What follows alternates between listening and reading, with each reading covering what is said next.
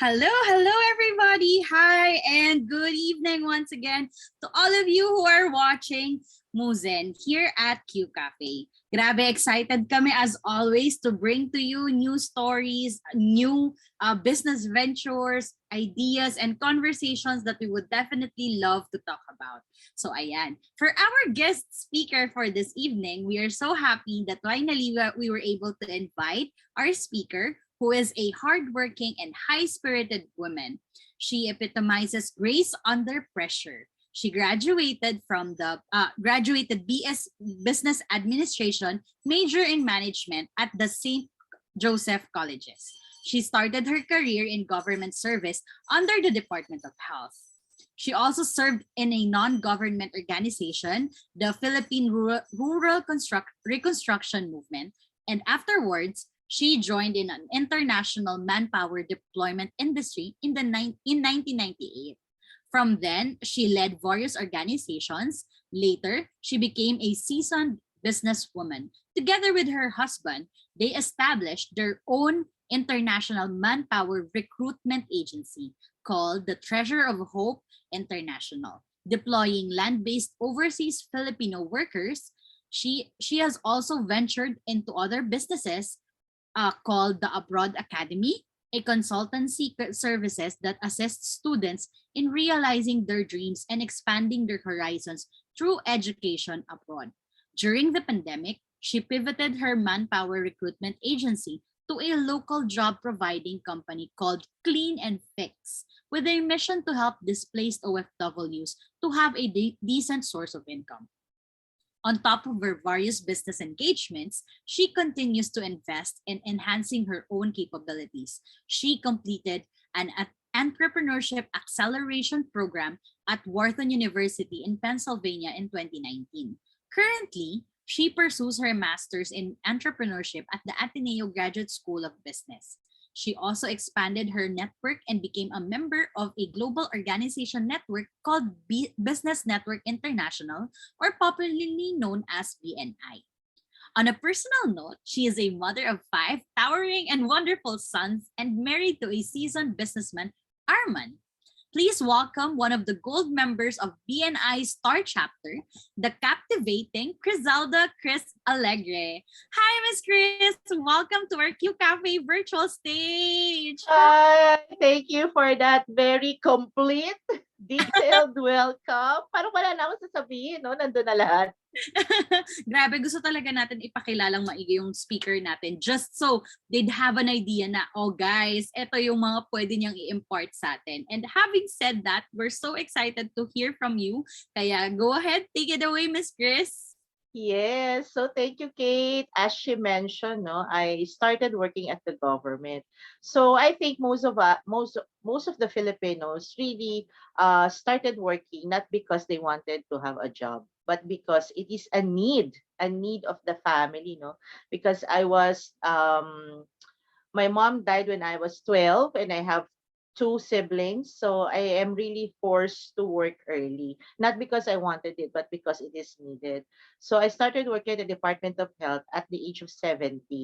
Not all people in the department knows na wala pa pala akong 18, no? So when I invited them on my 18th birthday, na-shock talaga sila kasi malaking bulas akong babae. So, they didn't know that I was just 18 kasi sobra daw akong makautos. I'm a terror. I'm a terror staff of the department just because I am the confidential secretary of one of the USEC. So, I am really serious on my position and I deliver the services that I need to do during that time in the Department of Health. This was during the time of Lavier when he was the Secretary of Health.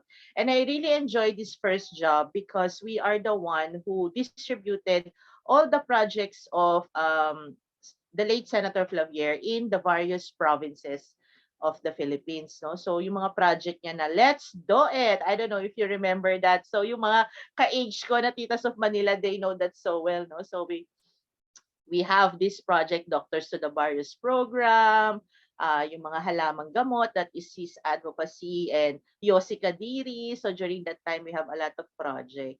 And so, dahil magaling si Senator Flavier, he ran as a senator. And since our position in the government is coterminous, we need to tender our courtesy resignation. So it was not far because they recommended me for a non-government organization where one of the son of Senator Flavier is head of the health department of that NGO. It's called Philippine Rural Reconstruction Movement, and it was headed by the late Horacio Boy Morales. So I act as the executive secretary of the president, which is Boy Morales. Then Boy Morales becomes the uh, Department of Agriculture secretary later on during the time of ERA. So also on that time when I was working with Boy Morales, I am also exposed in working with what's so called poorest of the poor. So we also engage in a lot of grassroots project, no. So we develop a lot of rural project in all sector of life, like the farmers, the fishermen. So that's the program of the NGO. It so happened during that time, Boy Morales has the fraternity organization, Beta Sigma. And I met most of his brad, and one of his brad is Salvador Coraming. He owned a recruitment agency, and during that time, pinapirate na ako ni Buddy, ni Salvador Coraming. Sabi, akin na yan staff mo, no? So kasi siya, night owl siya, so he needs somebody in the morning to take care of the business. And so when Boy Morales was appointed as a DA secretary, I didn't join na the government kasi parang galing na ako sa government, parang ayoko na muna bumalik doon. Kasi for a fact, nung nagta-transition na ako ng work, meron akong anak. So parang I wanted something stable, no? Stability of tenure. So syempre kung coterminous na naman, anytime baka alisin siya sa department. So wala na naman akong work. So, yun ang problem na yun when you are working, no? You are always afraid that you might lose your job. And it's so difficult to find a job, no? And parang nasanay ako dun sa 8 to 5 na work, parang ganyan. Kasi sa government, ganyan, no? Punch in, punch out, punch in, punch out. Para kang ano, nakatapak sa ano, sa edge na 'pag na-late ka may bawas sweldo mo, 'pag absent ka may bawas sweldo mo. So you really need to be on time and always present. So that's the life of an employee. So during the time when I was in the recruitment agency as a staff, I experienced their leniency in work time kasi parang output based sila, eh, 'no. So hindi masyadong strict sa time. Kung pumasok ka ng late, alis ka ng late, ganyan. Ganito pala sa private sector, you could have ano adjusted time ng time in and time out. So I learned the ins and out of the recruitment, and eventually I think I have to do it for myself kasi parang feeling ko pinapayaman ko yung boss ko, ako yung trabaho ng trabaho, siya papasok lang siya gabi na, tapos pakapi-kapi lang gano'n, tapos 'di ba? Oh, sarap ng buhay pala na maging boss. So that's the time that I started to feel that I wanted to work for myself, yung hindi yung parang, you're working for somebody else. So it's like, reaping the fruit of your own labor. Gano'n ang feeling ko ng pagiging negosyante. So I tried several business. I tried a lot of business, and those businesses are not all successful. It was not like this na, no, nung nag-start ako mag-business. Meron talaga siyang ups and down. Pero yun nga yung sinasabi, the minute you stop trying is the time that you lose. Hindi ka naman nanalo kasi nag-stop ka na, no? So just keep on trying. Yung business talaga is hindi siya madali kasi you will have to do everything by yourself. So I had a restaurant, yan yung una kong business. I had a grill and restaurant called Pepe and Julio. So it's similar to Jerry's Grill somewhere in Panay Avenue. So I had a disco, it's called Lunar Escape somewhere in Timog, ganyan. So puyat-puyat ako dyan. Ngarag-ngarag kasi inom-inom. I also had a gentleman's club, a website design. So iba-iba, no? Parang Miss Cris, ano ba yung mga negosyo mo? Iba-iba. Basta ako kahit magtinda ako ng pastillas, okay lang. Basta negosyo yan. No?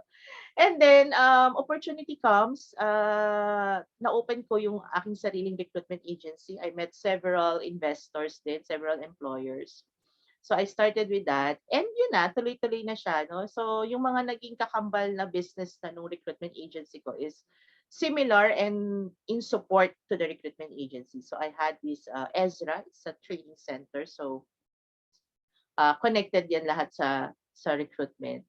And then, yun nga, no, nagka-pandemic, no, na maraming recruitment agency ang hindi nakaka-deploy because of the closure of all the borders ng country, no? So, ang hirap. Even you have the manpower and you have the job order, you cannot deploy because really up to now, Hong Kong is still not yet fully open. They still require quarantine for the OFW. So, there's a lot of political, environmental setback. So you cannot do it. And so, it's so hard kasi yung mga Filipino workers din natin, nawala ng work, yung iba na stranded sila dito sa Philippines. No? So, I was able to think of a new business. So this, what we think is a disaster, kapag negosyante ka, you can be able to convert it into opportunity. So yung akala mong negative, you could transform it into a positive, no? Into a positive. And so I didn't know that Clean and Fix will thrive in the midst of the pandemic kasi it all started with the social mission of helping the displaced OFW.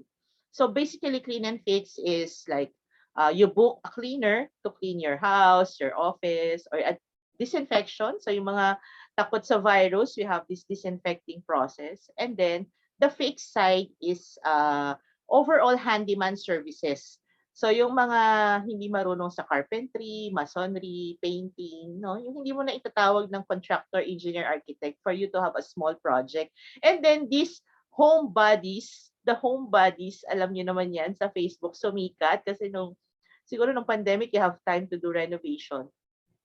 Ayan, pagandahan ng bahay, pa-display yan sa FB ng ginawang homebodies, yung mga DIY, pero meron ding mga nagbo-book ng skilled. And so, the workers that I have now, I am also teaching them to be an entrepreneur. once you already discover the key to success, you cannot just keep it to yourself. You really need to share it, no? May friend niya ako, no, we talked that we wanted to die empty. Yung whatever you have inside you, you already share it, you pass it on to the next generation, no? So maybe that's the reason why I am taking my masters. Hindi naman yan, kasi hindi naman ako mag-a-apply ng trabaho, no, para dagdagan ko yung credentials ko. May masters ako, tanggapin mo ako sa work. No, I'm doing that to further expand my knowledge and my experience. Baka meron pa akong hindi alam because eventually, siguro pag medyo hindi na ako busy sa aking enterprises, I can also teach, I can share it to the future generation who wanted to become an entrepreneur. And whatever is the mistake and my downfall, yung kung saan ako nadapa at napaso, hindi mo na yun ipapasa sa kanila so they can skip it. They can just skip the mistake and skip the fall, no? So yun, and I think my children, although they have different dreams, I am still planting the seed of being an entrepreneur to them, no? Yung mga pakonti-konting padinig ba kasi we go on vacation nung hindi pandemic, many times we go to vacation and then I can just skip going to work, skip going to office anytime. And so sasabihin ko sa kanila, this is the good thing of being the owner of your own business. No, you have your own time. If you want to go on vacation, you can have it. If you want to spend time with your family, you can have it. While you're sleeping, you're earning. That's the best part of it, no? So sabi nila when you are an entrepreneur and you are not earning while you're sleeping, you are not there yet. You still need to find it. You still need to work hard on it. And so the working of 8 hours a day nung ikaw ay empleyado, yun lang ang kinikita mo, 8 hours. Why not utilize 24 hours of earning, no? So I think everybody's dream is to have that. So kung mga nag-iisip ng mga maliliit na business, don't stop if it's only a coffee shop. Miss Cris, ang laki ng business mo, recruitment agency agad, no? No, it's not. It's big business, small business, it's the same effort. Same style, same sipag, same everything, no? Same fears, same thoughts, same dreams. It's the same. So it doesn't matter if it's small, if it's big, if it's medium scale, just do it. Just keep on doing it and do not be like afraid to fall kasi every time you fall there is a new learning. Sabi nga, yaan ang tuition fee, yung experience, no? Yung fall, yung mga mistake, that is your tuition fee on learning. So just keep enrolling on that on that learning process. Don't be afraid to try. Just keep on. Yun meron siguro kayo nakikita sa mga images sa social media, no? Merong nag-a-axe na minor siguro yun, no? Ang tagal niya na nag-a-axe, huminto na siya kasi napagod na siya nag-a-axe pero yung pala 1 centimeter away from the diamonds. So that's it. That's it. That's my journey of being um an a government employee to an NGO employee to private employee. So na-try ko lahat ng employee ata from government, non-government, everything, no? So I know the difference. So masaswerte rin yung mga ibang employee ngayon that they are doing virtual, no? But still Yes. it's limited to the salary. Yes. You can never replace business profit with salary kasi there's a limit, no? So kahit siguro ang laki ng sweldo mo, you're limited to what? 200,000, 300,000? No. In entrepreneur, you set the limit. Pagod na ako, ayoko na, tama na ako sa 1.5 million. Oh my God! O, di ba? Pwede. Bakit? Pwede, but hindi. Next month naman yung next 1 million, o, di ba? Mga ganyang decision ang maganda. Tapos yung 1.5 na yun, nakuha mo yun parang 10 days pa lang. Correct. That's true. There's project that is like millions and then pag naisip mo, pwede pala ako magpahinga ng 1 year kasi yung 1 year kong income, pwede na. Na. Yes, totoo, grabe. Pero natatawa ako kanina, Miss Chris, nung minimension mo na parang you didn't want to work an 8 to 5 na job na 8 hours. Mm. So Inip na inip ako. 4:30 pa lang nakatingin na ako sa relo, no? so nag 24 hours ka May naman. 24 hours naman.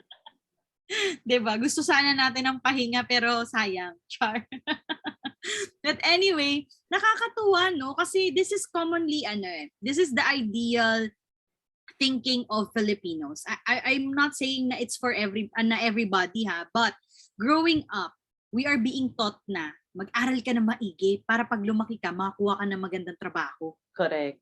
'Di ba? So Yes, that's parang true. school, yun ang i-inculcate sa'yo. Kaya nung nagkaroon po ako ng school, iba yung sinasabi nila sa amin. Sabi nila sa amin growing up, mag-aral kayo ng maigi para mag-create kayo ng trabaho para sa iba. Correct. Naging naman nung school namin, sa Bicol po kasi ako nag-aral. Yun ang tinuturo nila sa amin, maging employers rather than employees.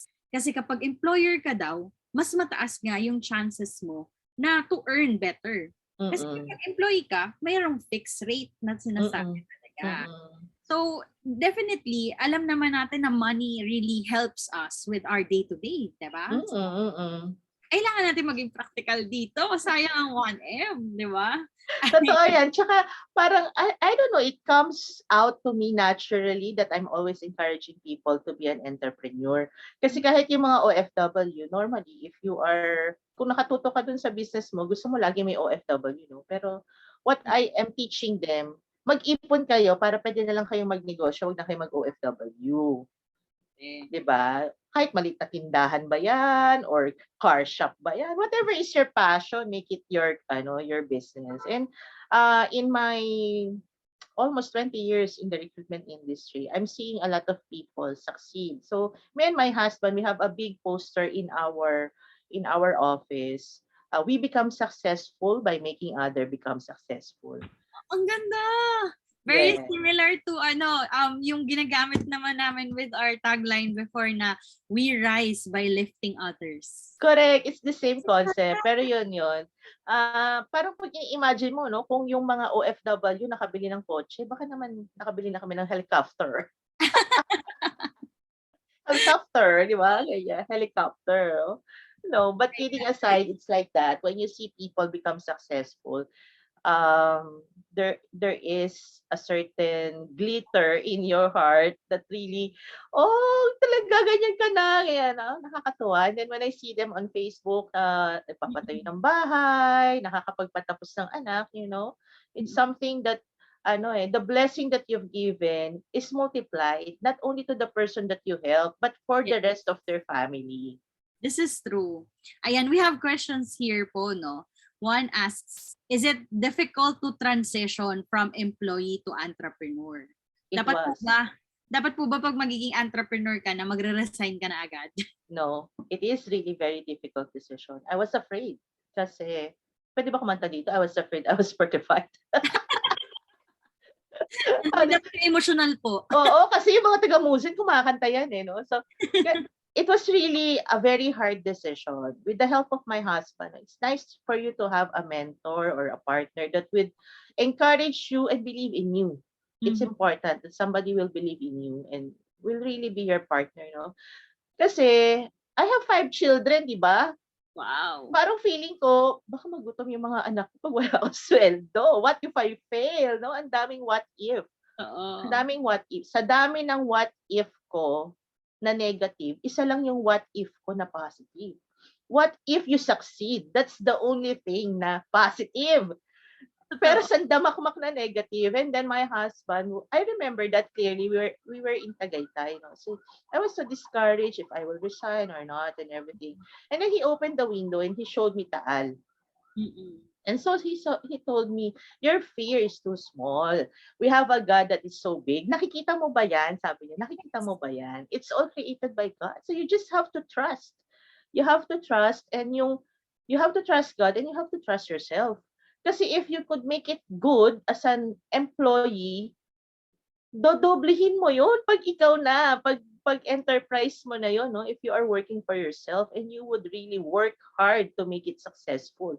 Of course, there will be trials along the way, no? Pero hindi ko naman pinramis na lahat positive, no? Maraming iyak, maraming pagbangon. Pero every time you fall, you become stronger, and every time you go up, you dream bigger. That's the most important thing.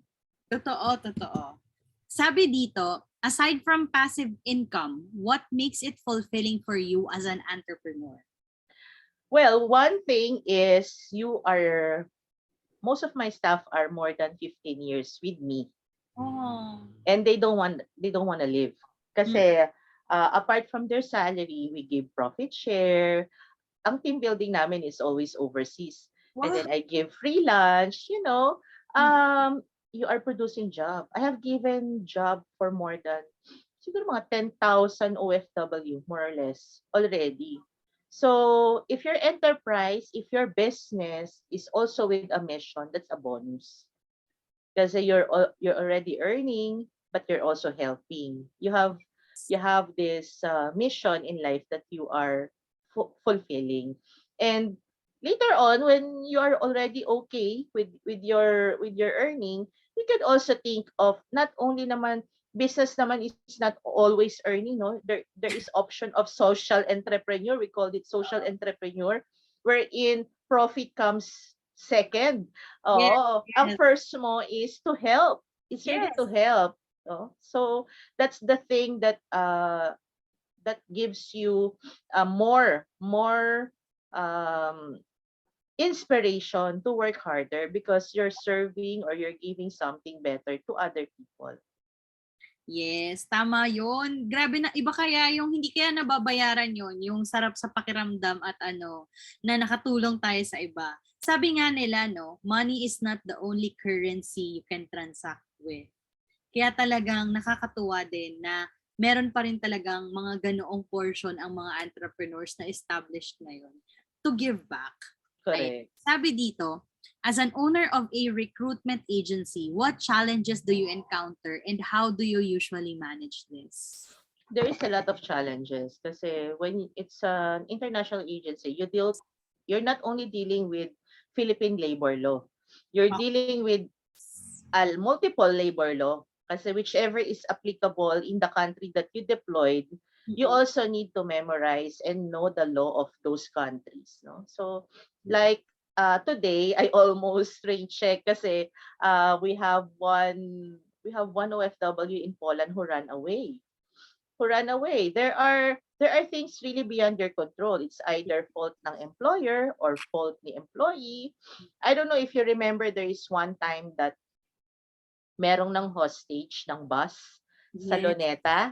Yes. Yes, and then what's the surname of that Mga certain? tourist. Oh, yung mga tourists. Basta may surname siya, no, yung nang hijack ng bus na yon. And I have two OFW in Hong Kong who have the same surname Oh my gosh. as the one who hijacked that bus. Mm-mm. In the midnight, they were sent out in the street. Oh Their my- employers are Chinese and they don't want anything to do with Filipino who has that surname. So yan yung mga problem, no? It's very difficult to handle, but of course, one thing, you need to be hands-on. You need communication, Mm-mm. both with the OFW and the employer that you sent them. So yun din, it will also boils down on doing your business with the heart. Hindi lang porket kumita ka na, wala ka nang pakialam sa kanila. Di Oo. ba? And you need to have a strong connection, at least in the government that you are connected with, that your business is hooked into. So for me, I'm very hooked into Philippine Embassy, yung ating mga labor offices worldwide, and then POEA and DOLE. So you also need to comply with all the rules and regulations. So that's yan yung mga problem ng mga kala nila pag recruitment agency nanloloko ng yan yung parang sinasabi, 'di ba, may mga illegal recruiter. Alala ko yan kasi when we were fresh graduates, I'm from PUP Manila po. O di syempre Manila, malapit sa Malate. malapit Oo. malapit sa recruitment area. Oo, true. So there was a time na parang namimigay yung mga recruitment agencies ng flyers sa school, Correct. sa labas lang, sa may Oo, karera, oo, oo. ganyan. And then, one of my classmates, nabigyan ng flyer, tapos niyaya ako. Kasi we're into events. So parang sabi niya, ito nakalagay dito, event coordinator, tapos sa Macau. Ganyan yung sabi niya. Tapos di punta naman kami, dala kami requirements. Tapos syempre may mga fees na hinihingi. Fees daw, ganyan-ganyan. Tapos, yun pala, yun na nga, scam. Yes, Talaga. yes. And mahirap talaga malaman. Kaya dapat magre-research ka talaga before you affiliate yourself with a company. Kumbaga, True. dapat i-check mo yan. So, Miss Cris, as someone who owns this type of business, for future people who would like to apply to recruitment agencies, kasi aminin na natin, isa pa rin sa pinakamabilis na paraan yung mag-affiliate ka sa isang agency para they will do the processing for you and things will be easier. Kasi yun naman talaga yung hanap mo dapat maging easy yung paghahanap buhay. Diba? So ano po ba ang dapat i-check ng isang applicant, ng isang aspiring applicant when building a relationship or parang looking for a recruitment agency? A recruitment agency. Okay, kasi ngayon we are into digital world na, no? So it's very easy to check. poea.gov.ph, they go in that website, they go in, check the recruitment agency first. So type in the name of the recruitment agency, check if their license is valid. So if yes, okay, they are a licensed recruitment agency. Second, check the job order. Available job order. Kasi may mga ibang recruitment agency, they only just do manpower pooling. Okay. So wala pa silang job order, ay parang kailangan ko ng nurse. Kung magre-recruit na sila ng nurse, tapos sasabihin nila sa nurse, sige mag-medical ka na. And then hindi pa pala, no? Wala pa palang job order. So they need to look for the approved job order. So yan yung way to know that you are applying for the right position. And a licensed recruitment agency will not ask you any fee unless you are already selected by the employer. So make sure you pass through the proper application, interview, and selection. Then the only allowed fees by the government is 1 month's salary. So hindi ka dapat magbayad ng limpak-limpak na salapi. Dati nagsasanla ng mga kalabaw, kabayo, no? Hindi ganon. There is a mandated maximum placement fee, which is 1 month's salary. Hindi pwedeng mas tumaas doon. So yan yung mga cue. If nakikita mo na hinuhokus-pokus ka, mag-meet tayo sa Robinson, oh my God, di ba? Magtaka ka na. Iba na yun. Oo. And then also on our Facebook page, kasi ang scammer nag-level up na rin.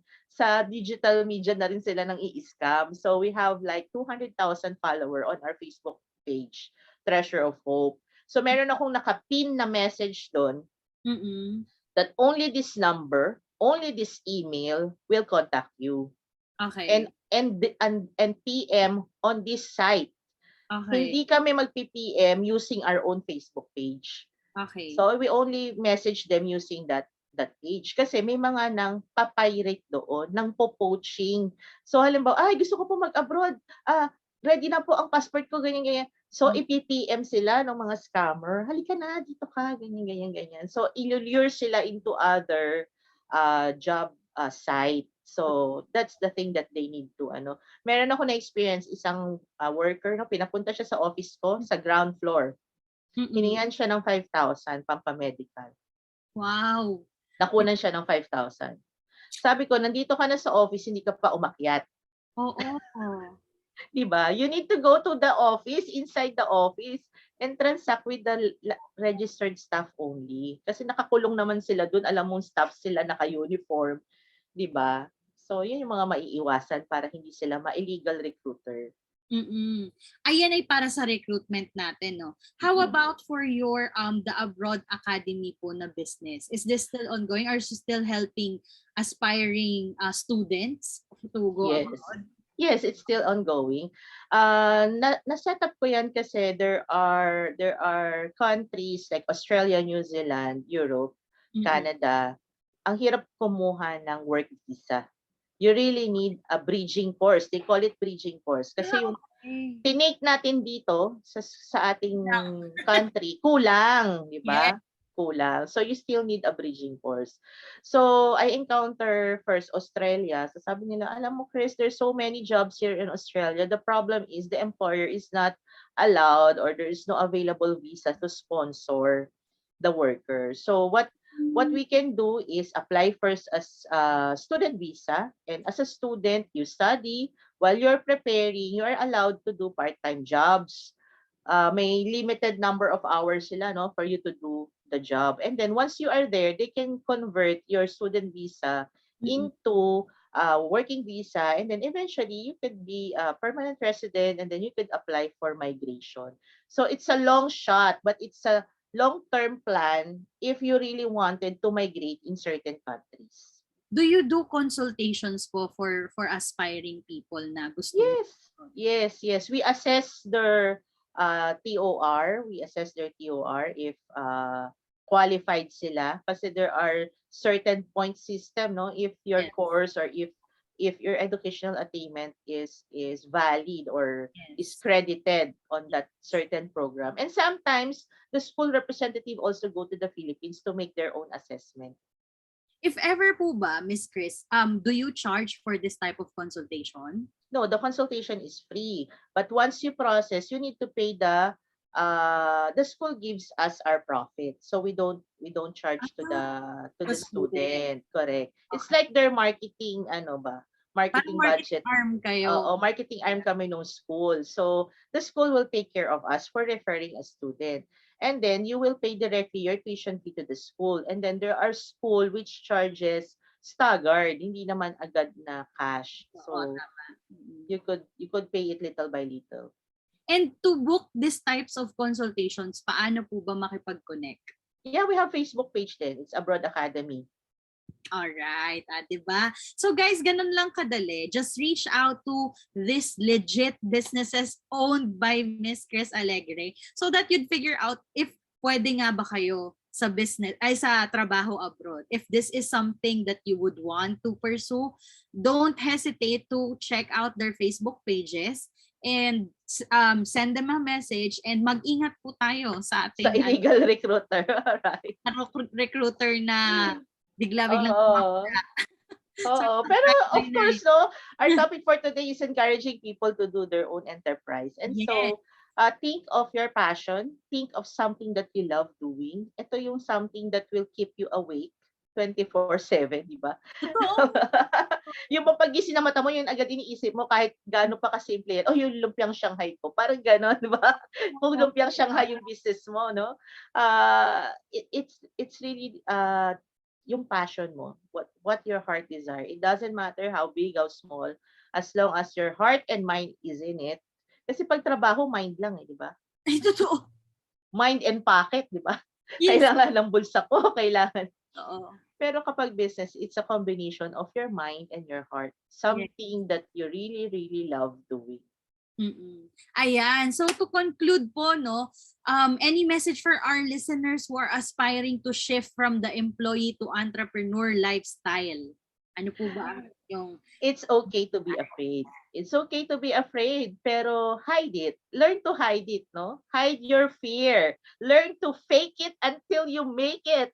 Yun, di ba? Yan ang sinasabi. I-fake mo, takot ka. I-fake mo, hindi naman nila alam na takot ka. And then, Oo. just keep on, minsan ako hindi ko naman alam eh, no? Pero, ang galing ko mag-fake. Oh, okay. Yeah, we have that. Pag may kausap akong employer, pag Mm-mm. sinasabi niya, ano ba yung, merong nagtanong sa akin, we have alamak miners? Oh my God, ano yun? Eh, hindi pa ako mabilis mag-Google. No? Oh yeah, we have that. I think our miners are in Baguio. Diba? Tsaka na ako maghahanap. Kapag nabigay niya na sa akin yung job order. Ang Pero, yes. you just need to be confident. Believe in yourself. Believe in yourself that you can do it. And work Minsan, hard, no? Work of course, kasama yan. Nagwo-work hard kapag empleyado. That is your 100%. Pag empleyado ka, 'di ba? Pasikat ka sa boss mo eh. Pasok hard. ka maaga, ganda ng uniform mo, 'di ba? Pag sinabing OT, OT ka. So you're giving 100%. Kapag entrepreneur ka, you need to give 1,000%. Totoo. Kasi sa'yo yun eh. You are the boss, you're the employer, and that's it. You will reap you will reap your labor later on. And one day, you will also be guest of Muzencore talking that you are a successful entrepreneur. Yes. How You you can, did it. correct, you can tell, oh, I was inspired by Miss Cris Alegre and I'm sharing my story now because I started what I want. I started what I love. And it's never too late to start, guys, ha? It's never too late. Kung Yes, bata ka pa, it's never too early as well.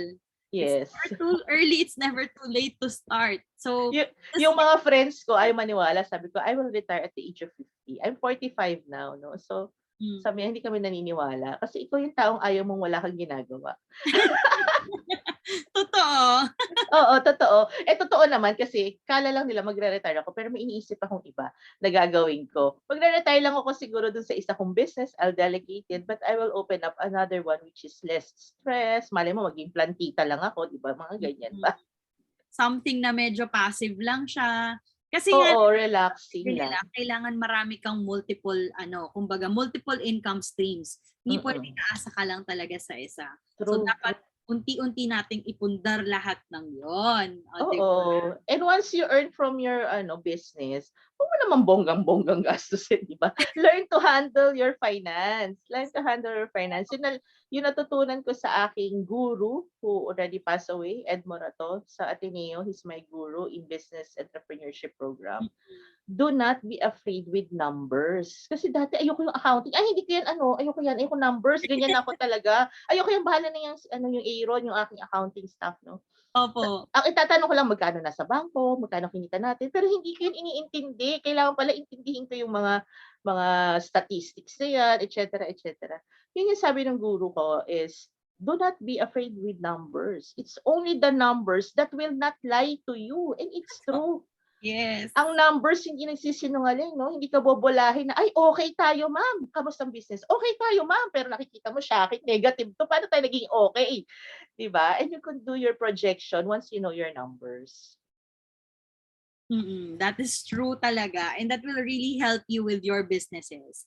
So grabe no, isa na namang fun-filled learning session ang natutunan natin tonight, and I really hope we've earned the privilege of your time. I hope you guys were able to take in bits of knowledge and talaga, mga nuggets of information na talagang ikikeep ninyo. I hope na i-apply nyo rin. Okay? You don't just keep this type of information ng keep lang tapos wala ka nang gagawin about it. You plant it. Kasi sabi nga ni Miss Cris, huwag ka munang magre-resign. Okay? Hindi porket empleyado ka ngayon tapos gusto mo mag-business, magre-resign ka kaagad. Hindi lahat ng nag-resign naging okay ang business. Okay? Though merong mga sinwerte talaga na the moment na nag-resign sila at nag-decide sila na okay, stop, umokay yung business nila. But of course, please, be sure muna na before you resign sa employment ninyo is sure na kayo na pwede na, kaya na. So, ayan. So, once again, maraming salamat po, Miss Cris, sa Thank pagpapaunlak ng you. invitation. I hope we can see you sa next episodes din, just in case. Ayan. So, maraming salamat po. And thank you to all our listeners, our viewers. Please don't forget to share this video. It's on YouTube.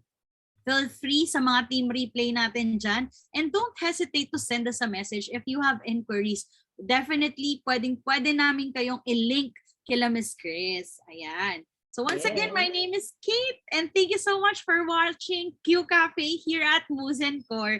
Magkita-kita po tayo muli sa next episode ng QCafe next week, same time, same place, here at Muzencore Consulting. Bye everyone! Happy weekday! Going weekend ahead. Ayan. Bye!